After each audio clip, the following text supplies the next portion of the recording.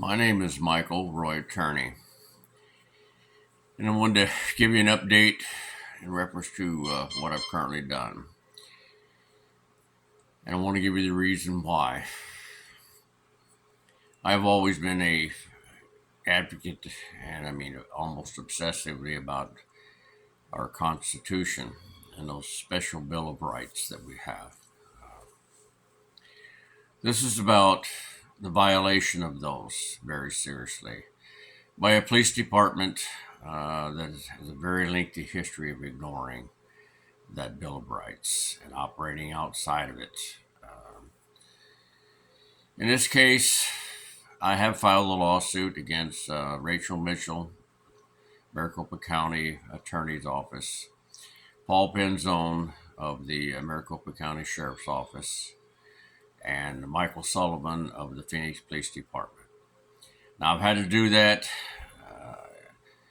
representing myself because I was unable to find an attorney. And I've gone through quite a few, most of which seem to be concerned with my age, my retirement, not, I guess, enough money for them to recover. And of course, the big one, which is that NBC, ABC, has painted me as really a bad person.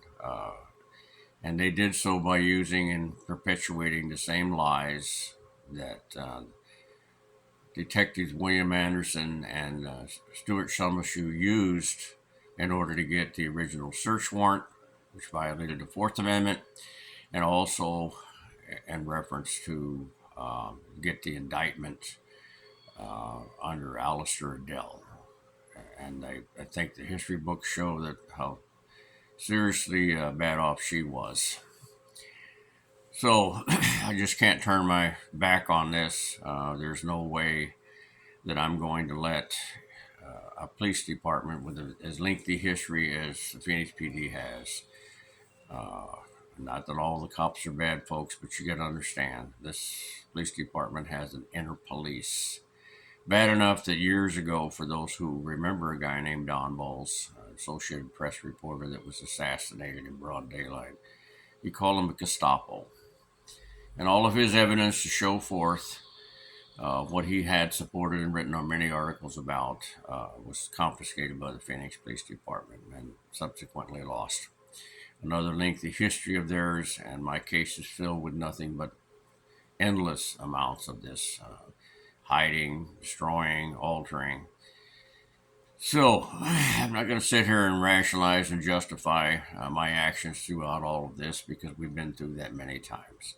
What I can tell you is that I'm very disappointed and almost to a point of ashamed of the way that ABC and NBC continue to tell these same lies. So anyway, I filed this lawsuit, and that also came because the Attorney General for the state of Arizona, representatives, as I talked to them, told me they do not investigate the Phoenix Police Department. Maricopa County Attorney's Office told me they will not investigate these two officers for perjury, which is what they committed in order to get these legal documents. They said primarily because they solely used their information in order to prosecute me. And of course, I did, as a formality, called and filed a complaint with the Phoenix Police Department. They took the complaint initially because the young lady I talked to obviously was not aware of how much the Phoenix PD was going to cover them. They did not. I told them this is obviously perjury, misconduct to the hilt by these two police officers. And they investigated, looked at it, now suddenly it's been dropped. Also, the Phoenix Police Department has refused to return my personal property, though I was acquitted on July the 17th, 2023. And that would include such personal items as a body cam, which was on during the time of the full military raid on August 20th, 2023, 2020, an atrocity within itself. All of these things is not advantageous to the way of life that our Bill of Rights have set forth in this great nation. And to turn my back and walk away, even though I don't have an attorney to represent me, is a coward way of doing this. I'm very sick still yet. Haven't fully recovered from the atrocities that occurred during the 3 years in the county jail, not only physically but mentally. It's something that no American should have to go through, and we have got to get back speedy trials. We've got to get back the right to bail. $500,000 cash bond, folks, is something that very few Americans could actually afford. All set and designed with the collusion between the county attorney's office and these two police officers of the Phoenix Police Department to punish me, using the system, as you will, actually abusing the system. I mean, this is something that really shouldn't be happening in this country. And though Arizona has always been this kind of a rogue, they call it Western justice and the Wild Wild West. That's not what it is, folks. It's corruption. It's just the way that this state has been, probably before I was born. And everything that involves anything to do with the runaway children, missing children, and the likes has to go back to the corridor for human trafficking and sex slave trade, which this state is known for. A shame and a disgrace in itself, not for those of us that were, not only for those of us born here, but also for anyone in America to know that this kind of behavior is condoned and protected by our own governments and various things. So I've taken on this task before. It's not unusual that you can't find an attorney because the case that you're looking for is too political, which includes my whistleblower case for retaliation. And yes, there was. There was a case for that, and I won it. It's in a conciliation agreement, along with the other complaints I filed with OSHA and various things because they were non-compliant.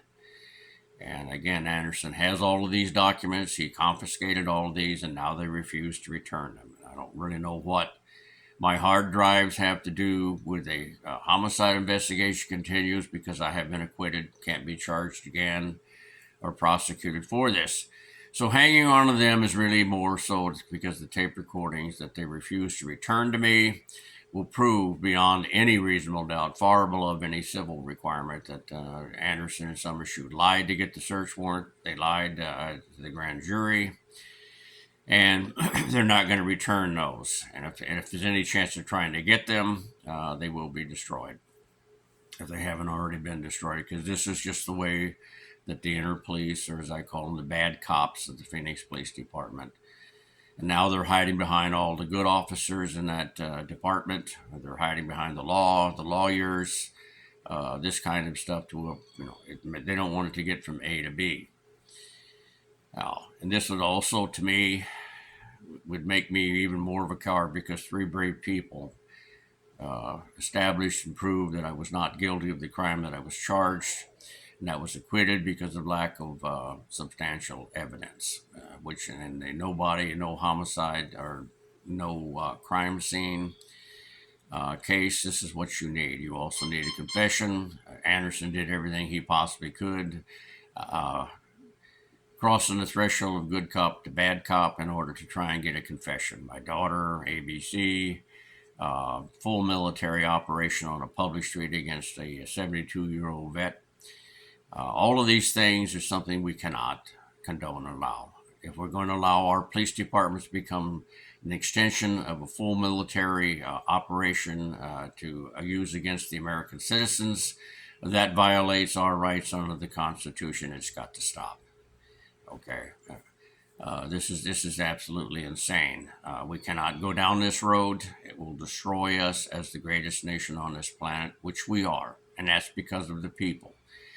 I'm hoping that somehow I can get through this like the federal whistleblower case that I won. And yes, I was terminated 3 weeks before my wife died after receiving a high performance review.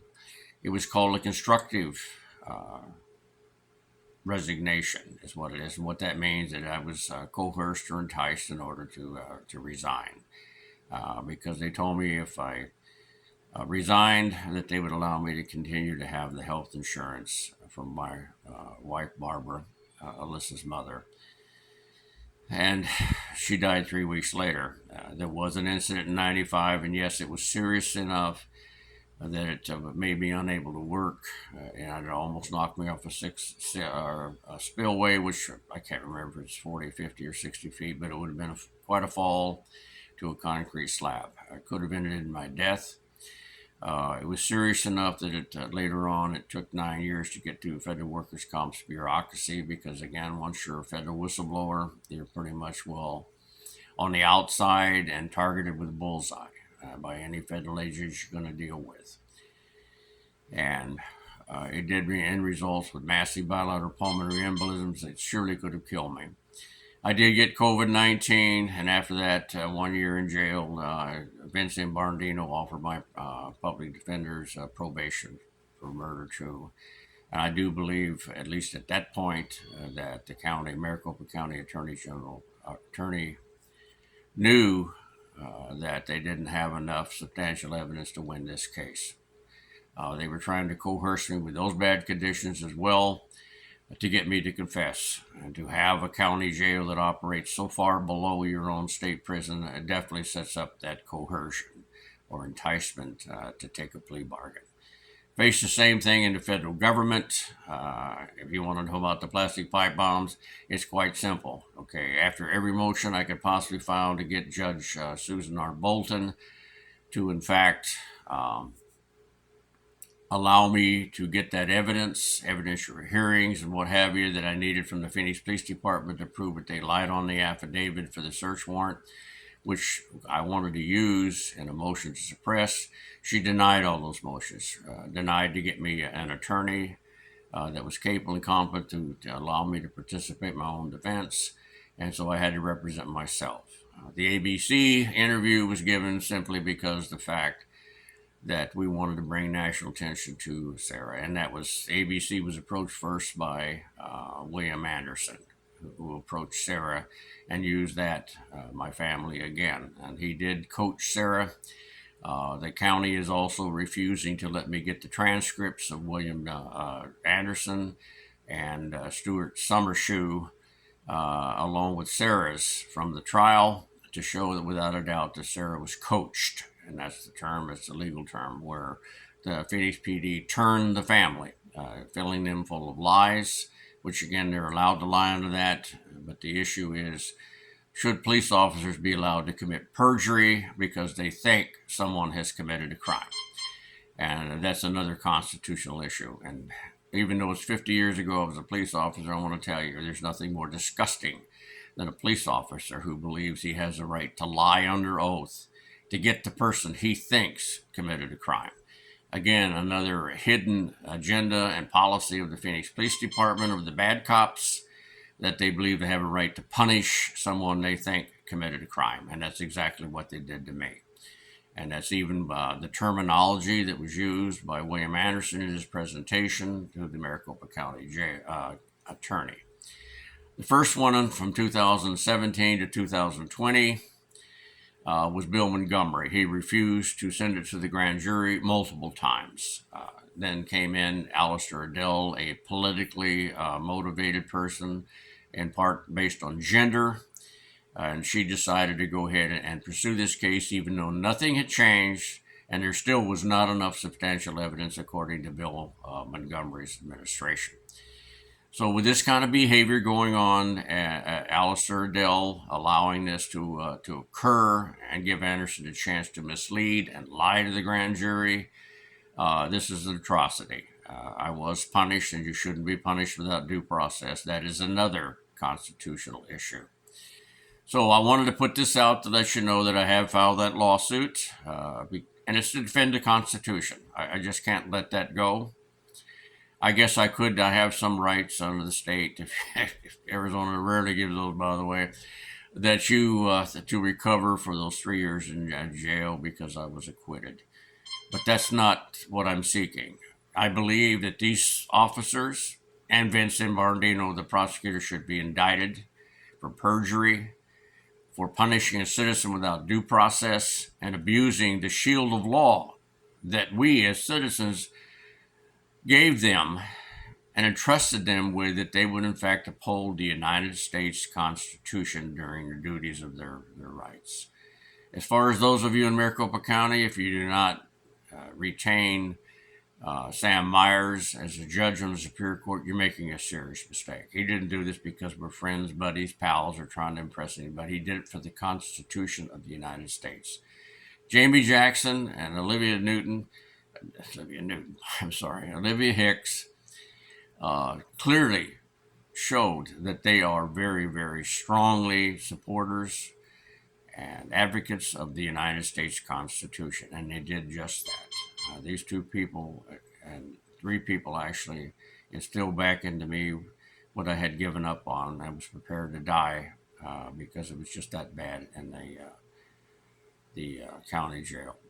So I want to leave this message with you. There's great many details that you were lied to about, that was misled. ABC perpetuated them, and I don't really, without completely going into details, it's better just to write the damn book and put it in there to Morse. But this is to let you know that this is a battle that I'm going to fight for the United States Constitution. Win, lose, or draw, I'm not going to give it up that easy against a foreign country any more than I am a domestic one. And I believe the Phoenix Police Department has always been, in my mind, a domestic enemy of the United States Constitution's Bill of Rights.